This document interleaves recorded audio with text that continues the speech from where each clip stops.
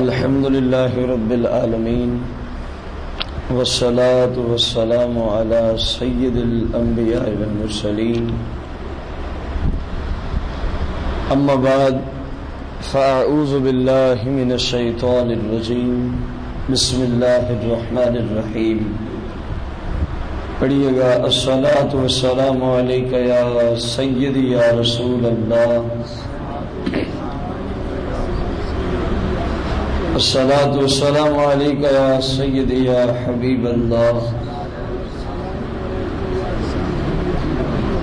الصلاة والسلام علیک یا سیدی یا نبی اللہ،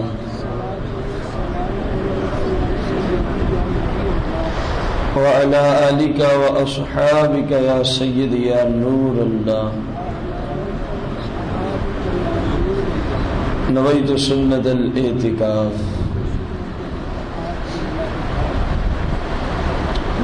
الله لا إله إلا هو الحي القيوم لا تأخذه سنة ولا نوم له ما في السماوات وما في الأرض من ذا الذي يشفع عنده الا باذنه. احباب عزیز وقار، پچھلے اتوار کو ہم نے آیت الکرسی کی فضیلت پہ قرآن و سنت کی روشنی میں درس سنا. آج کے درس میں آیت الکرسی کا معنی مفہوم اور وہ بھی مختصراً. اللہ جل شانہ ارشاد فرماتا ہے اللہ لا الہ الا ہو، اللہ ہی ہے عبادت کا مستحق، اللہ کے سوا کسی اور کی عبادت ہو سکتی؟ اور الحمدللہ علی احسانی یہی عقیدہ ہے مسلمانوں کا کہ عبادت کا مستحق صرف اور صرف اللہ وحدہ لا شریک ہے. جو شخص اللہ جل شانہ کے سوا کسی اور کو عبادت کا مستحق فقط مان لے، بھلے اس کی عبادت نہ کرے، یہ عقیدہ رکھ لے کہ اللہ جس طرح عبادت کا مستحق ہے، معاذ اللہ ثم معاذ اللہ، اللہ کے سوا کسی اور کو بھی اسی طرح یہ شخص عبادت کا کیا جانتا ہے؟ مستحق جانتا ہے، لائق جانتا ہے، تو ایسا شخص اس طرح کا عقیدہ رکھتے ہی مشرک ہو جائے گا. یہ یاد رکھنا ہے، کیونکہ اللہ وحدہ لا شریک ہے. اللہ وحدہ، اس کے ساتھ نہ تو کوئی الوہیت میں شریک ہو سکتا ہے کہ جس طرح اس کی عبادت جائز اسی طرح کسی اور کی عبادت بھی ہو، یہ بات نہیں ہے. اسی طرح جس طرح وہ واجب الوجود ہے، کائنات میں کوئی اور واجب الوجود ہو سکتا، وہ صرف اللہ وحدہ لا شریک ہے. نہ اس کے واجب الوجود ہونے میں کوئی اس کا شریک ہے، اور نہ عبادت کے لائق ہونے میں اللہ کا کوئی شریک ہو سکتا ہے. یہی مسلمانوں کا عقیدہ ہے اور یہی قرآن شریف بیان کر رہا ہے. پھر فرمایا الحی القیوم، وہ خود بخود حی ہے اور خود بخود قائم ہے. اپنے حی ہونے میں، اپنے قائم ہونے میں وہ کسی کا محتاج. ہم اپنی زندگی گزارنے میں اپنے رب کے کیا ہیں؟ محتاج ہیں. وہ خود حی ہے لیکن کسی کا محتاج. قیوم ہے، قیوم ہونے میں کسی کا وہ محتاج نہیں ہے. پھر فرمایا لا تأخذہ سنہ ولا نوم، اللہ جل شانہ کو اونگ یا نیند نہیں آتی. ان باتوں سے وہ منزہ ہے. الغرض صرف اونگ یا نیند کی بات نہیں ہے. اللہ تبارک و تعالی کی ذات ہر عیب سے منزہ ہے، کیونکہ نیند آنا یا اونگ آنا یہ عیب ہے. یہ کیا ہے؟ یہی وجہ ہے. نیند عیب ہے، یہی وجہ ہے کہ جنت میں جو مسلمان جائیں گے ان کو نیند نہیں آئے گی جنت میں. یہ یاد رکھیں، کیونکہ جنت میں بندے عیب سے بری کر دیے جائیں گے. کوئی بندہ کہ شاید جنت میں بھی ہم نے سونا، جنت میں نیند وغیرہ ہے ہی نہیں. نیند تو اس وقت ہے جب بندے میں عیب ہو. دیکھیں نا آپ 24 گھنٹے 48 گھنٹے 72 گھنٹے عام بندے کی بات ہو رہی ہے. نفوس قدسیہ دنیا میں بھی گزارا کر لیتے ہیں، عام بندے کی، ہمارے جیسے بندے کی بات ہے. 72 گھنٹے ہم نہ سوئیں تو صحت ٹھیک رہے گی؟ تو عیب ہے ہمارے جسم میں. سوئیں گے تو کچھ نہ کچھ گزارا ہو جائے گا، نہیں سوئیں گے تو بیماریاں شروع ہو جائیں گی. لہذا جنت میں عیب ہوگا نہیں. تو نیند ایک عیب ہے، تو جنت میں کسی کے لیے نیند بھی عبدالعباد صرف عیش و عشرت ہے جنت میں بس. حتیٰ کہ وہاں نماز روزہ بھی نہیں. جنت میں تو نماز روزہ بھی، یہ عبادات جو ہیں دنیا میں، وہاں پر ہم مکلف نہیں ہوں گے کہ اس وقت یہ نماز پڑھو، فلاں ٹائم میں یہ نماز پڑھو.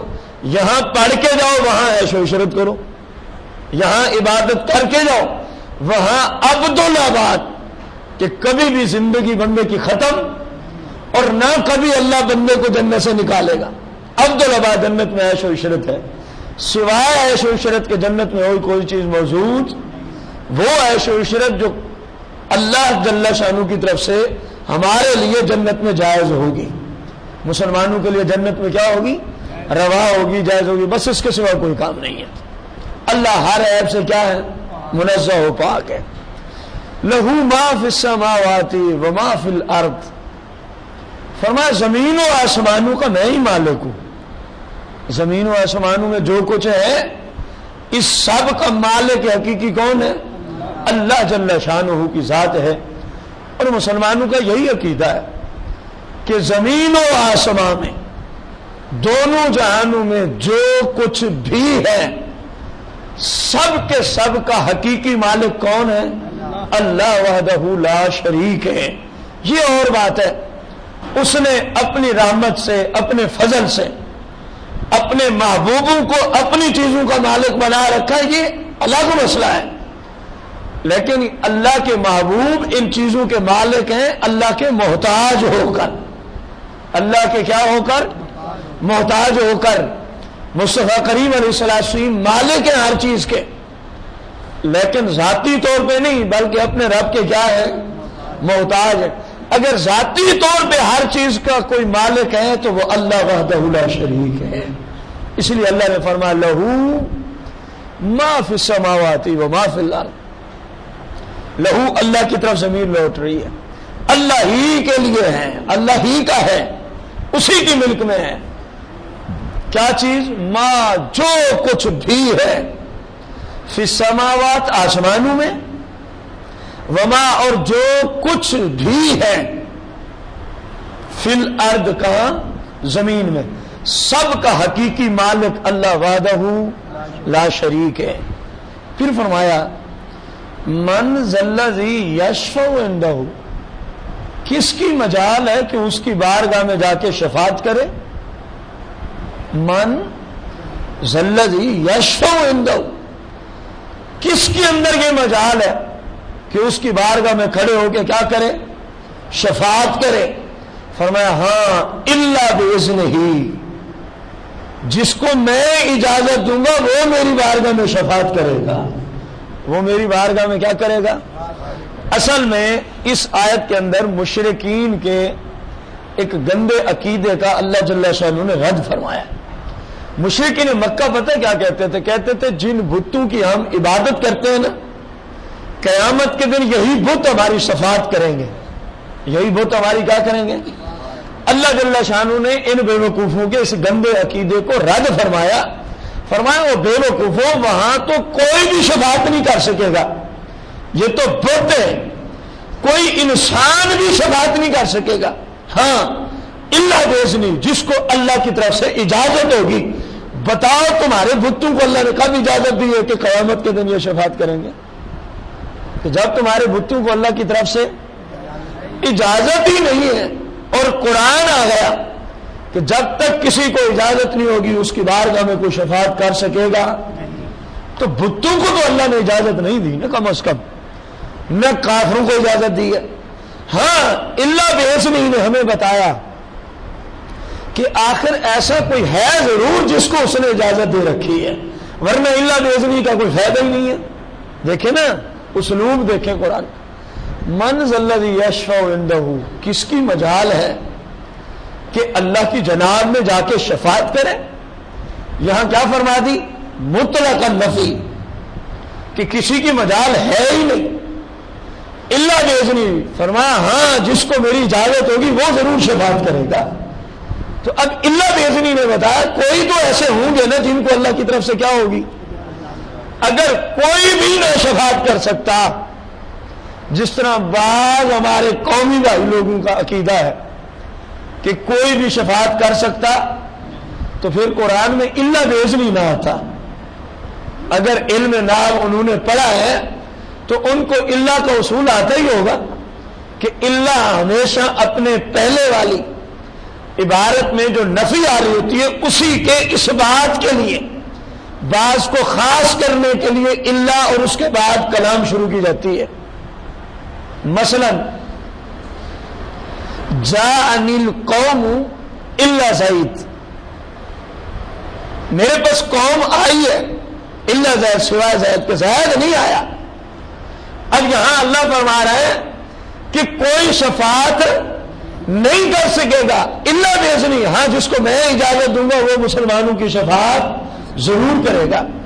اب علامہ نے تفسیر خازن ہے ہمارے پاس، یہ صرف تفسیر خازن کی بات نہیں، تمام عربی تفاسیر کی بات کر رہا ہوں، اردو کی تفسیر کی اسی لیے بات نہیں کرتا، حالانکہ وہاں بھی یہ بات موجود ہے کہ بعض لوگ پھر کیا کہتے ہیں، دیکھو جی اپنے مولانا صاحب کی تفسیر کی بات کر ڈالی۔ بھائی صاحب جو عربی مفسرین ہیں ان کو تو آپ ہماری طرح منسوب نہیں کر سکتے نا، یہ بریلوی کے تھے، بریلی شہر کے تھے، یہ خود بریلوی تھے، یہ مولانا محدث اعظم پاکستان کی لکھی ہوئی تفسیر ہے، یہ ہے وہ، کم از کم ایسی باتیں تو کوئی نہیں کر سکتا نا۔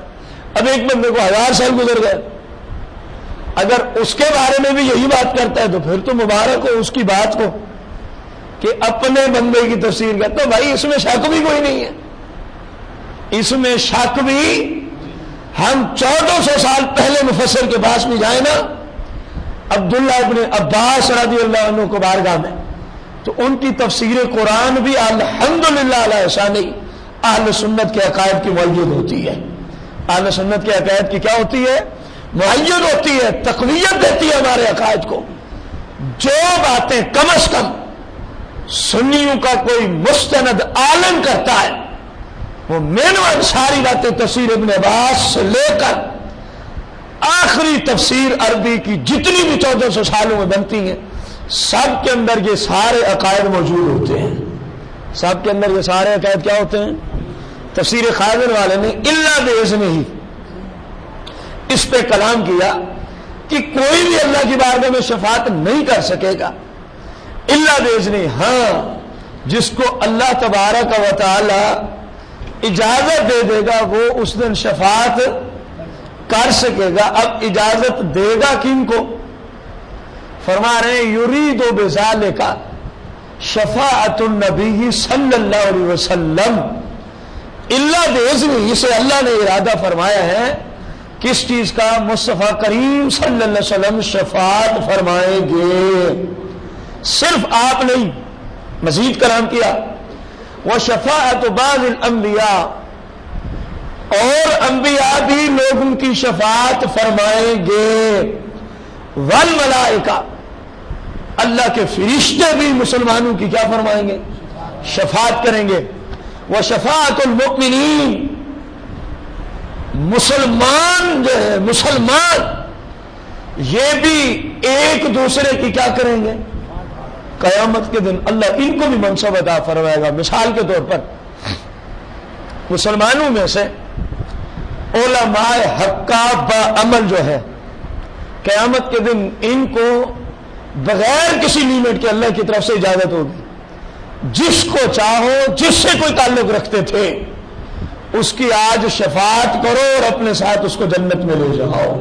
حتیٰ کہ یہاں تک روایات موجود ہیں، یہاں یہ یاد رکھیں صحیح عالم کی بات ہو رہی ہے، ہر سر پہ امامہ رکھنے والا، داڑھی رکھنے والا، جماعت کرانے والا صحیح عالم ہو یہ کوئی ضروری، جو یہاں مراد ہے روایات میں جس عالم کی بات کی گئی، مستند اہل سنت کا فرد ہو، قرآن و سنت کو مستند طریقے سے جانتا ہو اور باعمل بھی ہو، قرآن و سنت کے مطابق زندگی بھی گزارتا ہو، اس عالم کے لیے یہ روایت ہے۔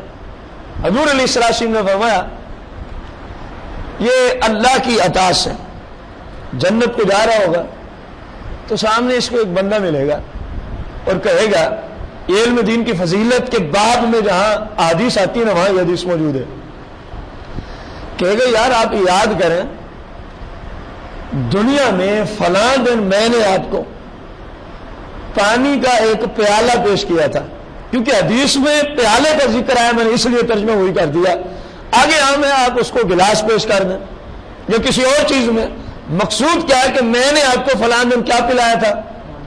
حضور علیہ السلام فرماتے ہیں ایک آئے گا کہے گا آپ کو یاد نہیں، آج آپ اکیلے جا رہے ہیں، حالانکہ اللہ نے آپ کو منصب بھی دے رکھا ہے، فلاں دن میں نے آپ کو دودھ پیش کیا تھا، فلاں دن میں نے آپ کو فلاں چیز پیش کی تھی، آپ کو یاد نہیں ہے؟ کہے گا یار مجھے یاد تو ہے، آپ نے مجھے واقعی یہ چیزیں دی تھیں، آپ نے میری خدمت کی تھی۔ تو میرے آقا کریم فرماتے ہیں یہ شخص کہے گا اس کو کہ پھر اللہ کی جناب میں میری بھی شفاعت کر دے یار، تیرا کیا جاتا ہے؟ حضور فرماتے ہیں یہ بندہ اللہ کی بارگاہ میں عرض کرے گا، مولا اس بندے کا مجھ پہ احسان ہے، اس نے دنیا میں میری ہیلپ کی تھی صرف اس وجہ سے کہ میں تیرے دین کو جانتا تھا، حالانکہ اس کے سوائے اس سے میرا کوئی اور رشتہ، میرے علم کی وجہ سے ہی میری عزت کرتا تھا، میرے علم کی وجہ سے میری ہیلپ و مدد کرتا تھا۔ حضور علیہ السلام نے فرمایا رب فرمائے گا اس عالم کو تجھے کس نے روکا ہے، جو بھی تیرے ساتھ تعلق رکھتا تھا اپنے ساتھ جنت کو لے جا۔ اب غور کریں ایک عام بندے کی بات ہے جو حضور علیہ السلام کی امت کا ایک فرد ہے، فقط اتنا ہے کہ وہ شریعت کا عالم ہے، وہ شریعت کا عالم بھی ہے، عامل بھی ہے۔ یہ یاد رکھیں علم دین کی فضیلت پہ جتنی آیات یا جتنی احادیث ہیں ان سب سے مراد وہ ہے کہ عالم بھی مستند ہو اور قرآن و سنت کی روشنی میں عمل بھی شریعت کے مطابق کرتا ہو، وہ لوگ مراد ہوتے ہیں۔ ہر وہ بندہ جو عالم نہیں یا عمل نہیں کرتا، ایسی روایت اس بندے کے حق میں نہیں ہوتی، بلکہ ایسا عالم دین ہونا چاہیے جیسے حضور سیدنا امام احمد رضا خان علیہ رحمت الرحمن، عالم بھی مکمل اور عامل بھی مکمل تھے، دیکھنے والا سمجھ آتا ہے یار واقعی کوئی شریعت کا پابند شخص جا رہا ہے۔ اسی طرح اپنے فیصلہ آباد کی مثال لیں، حضور سیدنا محدث اعظم پاکستان مولانا سردار احمد رحمت اللہ تعالی علیہ جنگ بازار میں جن کا دربار شریف ہے، الحمدللہ عالم بھی مکمل اور قرآن و سنت کی روشنی میں عمل بھی پوری زندگی قرآن و سنت کی روشنی میں گزارا۔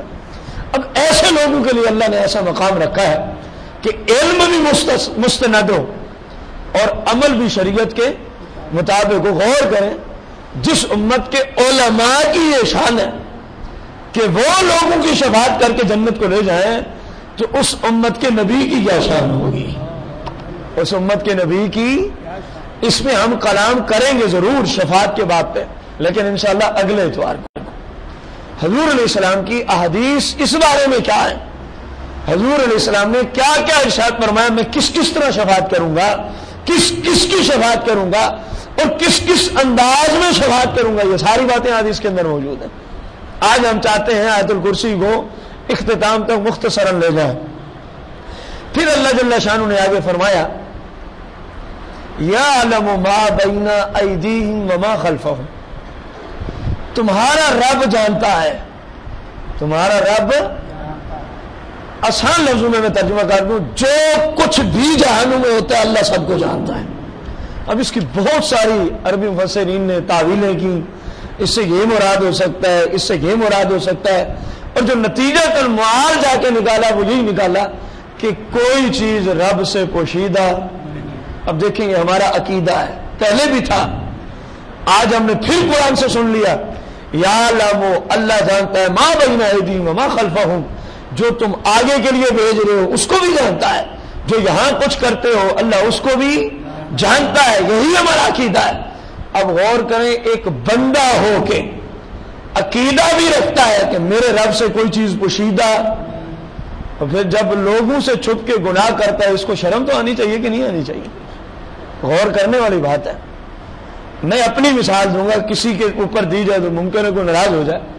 اب میں یہاں آپ کے سامنے آتا ہوں، بڑا جناب پرہیزگار متقی یہ اور وہ، کوئی غلط کام آپ کے سامنے نہ کروں، وجہ یہ ہو کہ یار یہ کیا کہیں گے، ہمارا امام ہو کے یہ کام کرتا ہے، اور جب اوپر چلا جاؤں اپنے کمرے میں، اللہ معاف کرے اللہ معاف کرے، گانے میں سنوں، فلمیں میں دیکھوں، ڈرامے میں دیکھوں، مختلف قسم کے گناہ، اللہ معاف کرے، مثال دے رہا ہوں۔ تو اب میں وہاں کیوں کر رہا ہوں؟ اب مجھے کوئی بندہ دیکھنے والا بولے نا یار، تو مجھے شرم نہیں آنی چاہیے؟ بندو سے ڈرے بندہ، حالانکہ بندو نے بندے سے حساب لینا، جس ذات نے ہم سے حساب لینا ہے اس سے ہم کسی حالت میں چھپ سکتے ہیں؟ قرآن عقیدہ بیان کر رہے، کوئی گھر کا عقیدہ تو ہے نہیں۔ جو مسلمان ہے اس پر فرض ہے اس عقیدے پہ ایمان رکھنا کہ اللہ کی ذات سے لمحہ برابر بھی کوئی شخص کسی وقت بھی دونوں جہانوں میں پوشیدہ ہو سکتا، چھپ سکتا۔ تو یار بندہ غور کرے نا کہ یار میں کتنا احمق ہوں کہ اللہ کے بندوں کے ڈر کے مارے میں گناہ نہیں کرتا، اور جب الگ ہو جاتا ہوں جس ذات نے مجھ سے حساب لینا ہے، میں اس کے سامنے ہوتا ہوں، میں جرأت کرتا ہوں گناہ کرنے میں۔ تو ہے اس بندے کی بے وقوفی کہ نہیں ہے؟ جو بندہ لوگوں سے ڈر کے مارے گناہ نہ کرے اور علیحدہ ہو کے چلو اب تو مجھے کوئی نہیں دے سکتا، یہ تیری بھول ہے۔ جس نے تجھ سے حساب لینا تو اس سے کسی وقت چھپ سکتا ہی نہیں ہے۔ تو کہتا ہے اب تو مجھے کوئی دیکھ نہیں رہا، اب تو مجھے کوئی دیکھ نہیں سکتا، یہ تیری بھول ہے جو شیطان نے تیرے اندر ڈال دی ہے۔ یاد رکھ جس رب نے تجھے بنایا ہے تو اس سے کسی وقت بھی چھپ سکتا، اور حساب بھی اسی ذات نے لینا ہے۔ دیکھیں نا کیسے پیارے اصول ہیں کہ حساب بھی رب نے خود لینا ہے، اور اسلوب ایسا بیان کر دیا، اے میرے بندے اس خیال میں مت رہنا کہ اب تو کمرے میں چلا گیا تجھے دیکھنے والا کوئی نہیں، میرے فرشتے بھی تیرے ساتھ ہوتے ہیں، میں تو بڑی ذات کا مالک ہوں۔ اللہ فرما رہا ہے کرامن کاتبین تجھے دیکھ بھی رہے، تیرے کرتوتوں کو لکھ بھی رہے، اور قیامت کا دن ہوگا اقرا کتابک، 15ویں پارے میں فرمایا ہم پھر بندے کو کہیں گے یہ ہے تیرا نام اعمال، اب پڑھ کے سنا لوگوں کو۔ چل جائے گا وہاں پر پتہ، جو جدائی میں لوگوں سے چھپ کر گناہ کرتا ہے نا، اس کی طبیعت ٹھکانے لگ جائے گی جب اللہ فرمائے گا اقرا کتابہ کا، پڑھنا اپنے نام اعمال کو تو کیا کر کے ہے پوری زندگی میں۔ اور پتہ ہے اس وقت کوئی ایک تو بندہ نہیں کھڑا ہوگا، آدم سے عیسیٰ علیہ السلام اور خود آقا کریم تک، اول سے آخر تک پوری دنیا کے اندر جتنے انسان آئے، ہمارے دوست بھی، ہمارے رشتہ دار بھی، ہمارے دشمن بھی، سب کے سب سامنے ہوں گے۔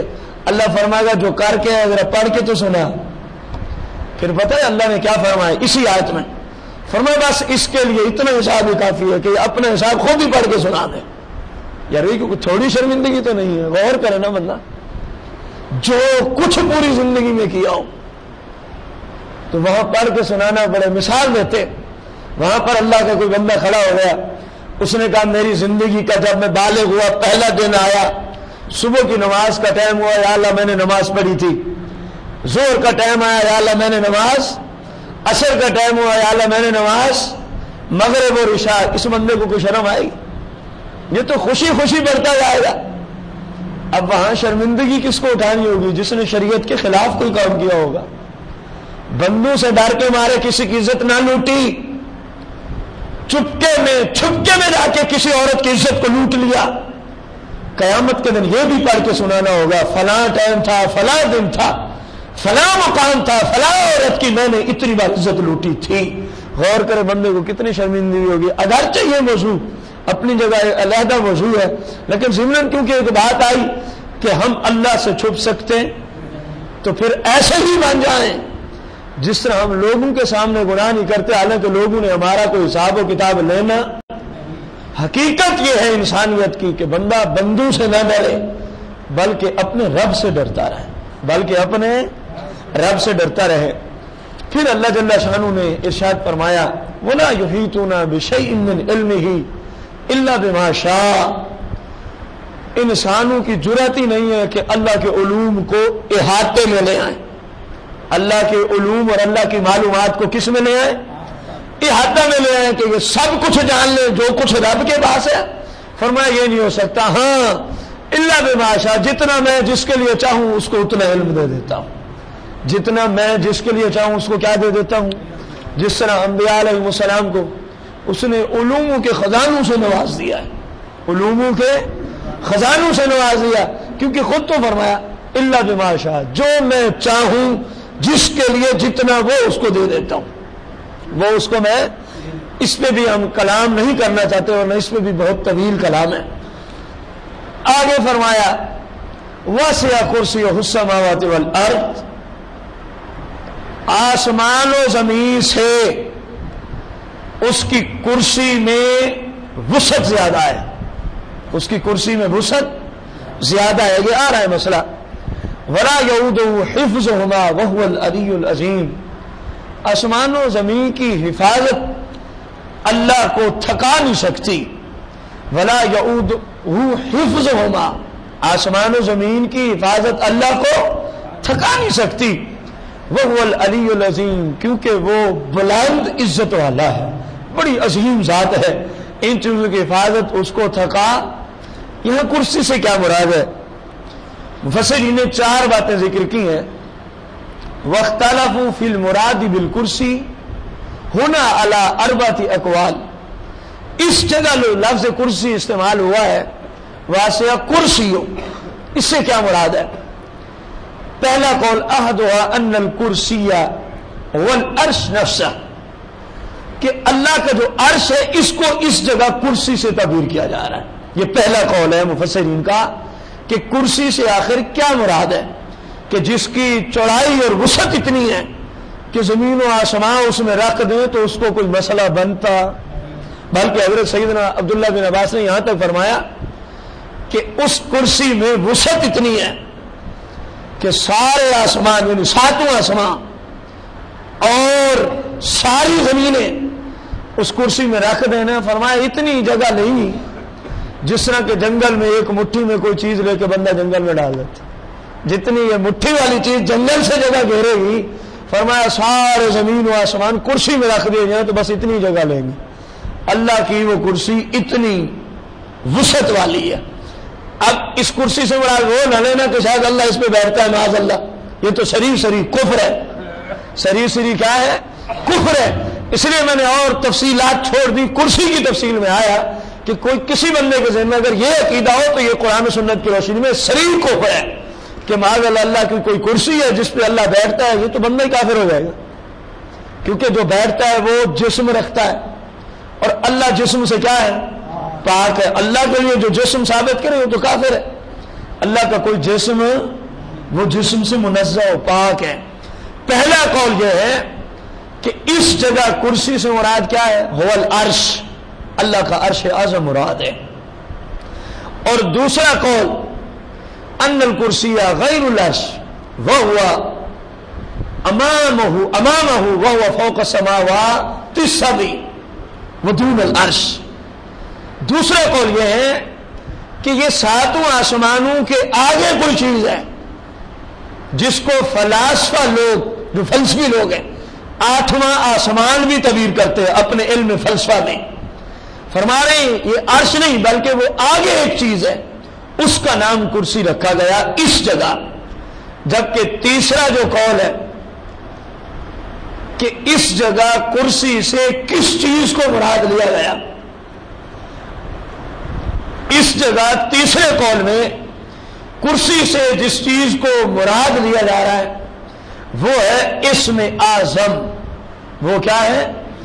اسم اعظم ہے۔ القول الثالث ان الکرسی هو الاسم الاعظم، کرسی سے مراد یہاں کیا ہے؟ اسم اعظم ہے، اور یہ وہی اسم اعظم ہے جس اسم اعظم کی برکت سے اللہ کے ولی سیکنڈ میں، بلکہ سیکنڈ کے بھی کئی درجے میں رب کی ساری کائنات اور زمین کو عبور کر لیتے ہیں۔ یہاں وہ اسم اعظم مراد ہے جس اسم اعظم کے ساتھ جناب عیسیٰ روح اللہ مردوں کو کیا کرتے تھے؟ زندہ کیا کرتے تھے۔ مفسرین نے لکھا اس کرسی سے مراد تیسرا قول یہ ہے کہ وہ اسم اعظم ہے، جبکہ جو چوتھا قول ہے القول الرابع کہ یہاں کرسی سے کیا مراد ہے؟ اللہ جل شانہ کی قدرت، اس کی عزت، اس کی عظمت، اس کی ہیبت، اس کا روب۔ اللہ جل شانہ ہر چیز کا مالک ہے، وہ کسی کا محتاج نہیں ہے، اور سارے جہان والے اسی کے۔ اس کی عزت و عظمت اتنی ہے، اس کی عزت و عظمت اتنی ہے۔ اب یہ جو دوسرا قول گزرا اس میں تھوڑا سا کلام مفسرین نے کیا کہ اس کو اٹھانے کے لیے اللہ نے 4 فرشتوں کو مقرر کیا ہے دوسرے قول کے تحت، اور یاد رکھیں اس کو اٹھانے کے لیے کتنے فرشتے مقرر، اور ہر فرشتے کو جو اس کو اٹھانے والے اللہ جل شانہ نے 4 منہ عطا فرمائے۔ کتنے منہ عطا فرمائے؟ اور وہ پتہ ہے اس کی لمبائی کتنی ہے فرشتے کی؟ اٹھائے ہوئے وہاں ہیں 7ویں آسمان سے آگے اور عرش سے نیچے، اور اس کے جو پاؤں ہیں وہ 7ویں زمین سے نیچے تحت سرا تک پہنچے ہوئے ہیں ہر فرشتے کے۔ اتنا بڑا فرشتہ رب نے ایک بنایا ہو۔ پھر پہلے فرشتے کی جو صورت ہے سیدنا آدم علیہ السلام کی صورت پہ بنائی گئی۔ پہلے فرشتے کی صورت کس نبی کی صورت پر ہے؟ سیدنا آدم علیہ السلام کی صورت پر ہے۔ اس کا کام کیا ہے؟ اس کا کام ہے اللہ کی جناب سے رزق مانگتا ہے اور بارش مانگتا ہے لبنی آدم من السانۃ الی السانہ، 1 سال سے دوسرے سال تک اولاد آدم کے لیے اللہ کی جناب سے وہ اس بات پہ مقرر ہے کہ اللہ سے رزق بھی مانگتا ہے اور بارش بھی، اور پھر لوگوں کی طرف بھیج دیتا ہے۔ پھر لوگوں کی طرف، یہ اس کرسی کو اٹھانے والے ایک فرشتے کا کام۔ جبکہ دوسرا فرشتہ جس کی صورت اللہ جل شانہ نے گدھ کی صورت پہ بنا رکھی ہے۔ کس صورت پہ بنائی ہے؟ گدھ کی صورت پر۔ اس کا کام کیا ہے؟ 1 سال سے دوسرے سال تک پرندوں کے لیے رب سے رزق طلب کرتا رہتا ہے۔ کس جنس کے لیے رزق طلب کرتا ہے؟ پرندوں کے لیے۔ فرشتے تو کھاتے ہی نہیں ہیں، فرشتے کھانے پینے سے پاک ہیں۔ فرشتے کھانے پینے سے کیا ہے؟ پرندوں کے لیے رزق طلب کرتا ہے۔ اور جو تیسرا فرشتہ ہے علی صورت الثور، اس کو اللہ پاک نے بیل کی شکل و صورت عطا فرمائی ہے۔ کس چیز کی صورت عطا فرمائی ہے؟ اب اس کا کیا کام ہے؟ 1 سال سے دوسرے سال تک یہ حلال جانوروں کے لیے اللہ کی جناب سے کیا طلب کرتا ہے؟ 1 سال سے دوسرے سال تک، پھر اگلے سال سے اگلے سال تک اس کی ڈیوٹی گئی ہے۔ اور جو چوتھا فرشتہ ہے اللہ صورت السبع، اس کو اللہ نے شیر کی شکل و صورت عطا فرمائی ہے۔ کس چیز کی صورت دی ہے؟ شیر کی شکل و صورت دی ہے، اور اس کی ڈیوٹی لگا دی ہے تیرا کام ہے جتنے بھی درندے ہیں، جانوروں میں جتنے بھی درندے قسم کے جانور ہیں، 1 سال سے دوسرے سال تک تو نے ان کے لیے مجھ سے کیا طلب کرنی ہے؟ رزق اور ان کی روزی طلب کرنی ہے اور ان تک پہنچانی ہے۔ اب یہ کرسی کے متعلق 4 اقوال ہیں۔ اب غور کریں، عربی مفسرین نے کوئی ایسا قول نہیں بیان کیا کہ جس میں یہ کہا ہو کہ کرسی سے مراد ایسی ہی کرسی ہے جس طرح ہمارے پاس ہوتی ہے اور معاذ اللہ اس میں۔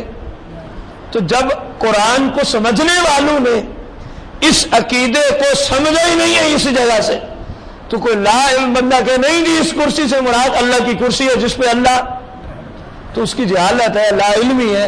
اور آپ کو پتا ہے حدیث شریف ہے، قرآن شریف کی تفسیر اپنی طرف سے کرنا حرام اور جہنم میں لے جانے والا کام ہے۔ کوئی بھی بات دیکھیں، میں نے آپ کو جتنی باتیں کی آج کی بات نہیں ہے، جب بھی قرآن کی کسی آیت کی تفسیر کرتا ہوں اور جتنے علماء کرتے ہیں الحمدللہ، آپ ان سے پوچھیں نا آپ نے یہ بات کہاں سے اٹھا کے پیش کی ہے، وہ آپ کو کسی نہ کسی عربی تفسیر کا حوالہ ضرور پیش کرے گا۔ اپنی طرف سے ہم تفسیر کر ہی نہیں سکتے، کیونکہ قرآن میں احادیث نے قرآن کی کسی بھی آیت کی اپنی طرف سے تفسیر کرنے کو کیا لکھا ہے؟ حرام اور جہنم میں لے جانے والا کام ہے، کیونکہ یہ اللہ کا کلام ہے۔ جو تفسیر مصطفیٰ کریم نے کی، پھر صحابہ نے نقل کی، اہل بیت نے، ائمہ مجتہدین نے، وہ ان کتابوں میں بند ہے. تو یہ تفسیر بالنقل تو جائز ہے کہ جو پیچھے سے نقل ہوتی ہوئی آ رہی ہے. تفسیر بالرائے ہماری شریعت میں کیا ہے؟ اپنی طرف سے کسی شخص کو تفسیر قرآن کرنے کی اجازت. اللہ تعالیٰ سے دعا ہے صحیح معنوں میں ہم سب کو اللہ پاک قرآن شریف کا فہم اور دین کو سیکھ کر صحیح عقائد پر زندگی گزارنے کی توفیق عظیم عطا فرمائے. آمین بجاہ النبی الکریم رؤوف رحیم علیہ الصلوۃ والسلام. ایک مرتبہ علام شریف، 3 مرتبہ کل شریف.